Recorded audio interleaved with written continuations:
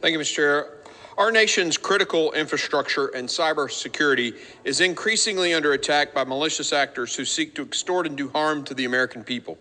Hospitals, financial institutions, utilities, and government agencies are all popular targets, but cyber attacks are now targeting the next generation of Americans, K-12 students.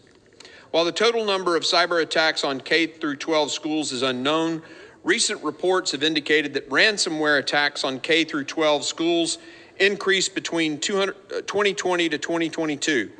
Local and state officials report that loss of learning following a cyber attack can range from 3 days to 3 weeks, and recovery time could take anywhere from 2 to 9 months. Officials also reported monetary losses to school districts ranging from $50,000 to $1 million due to expenses from a cyber incident.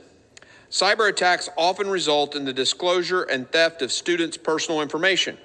In a 2020 report, the GAO found that such information compromised included students' grades, their social security numbers, and medical information. In December 2021, a vendor for Chicago Public Schools was a victim of a ransomware attack in which more than 500,000 students and staff members' personal information was disclosed. The data included the students' names, schools, dates of birth, gender, school identification numbers, state student identification numbers, and course information from previous school years. One study found that between 2018 and 2021, roughly 3 million students were impacted by ransomware attacks. Parents who entrust their students' information to public institutions have the right to know when that information is compromised. We must do the work to ensure these attacks are not successful and that malicious actors are brought to justice. Parents need to know when their students' personal information has been compromised so that they can now take the necessary steps to protect them.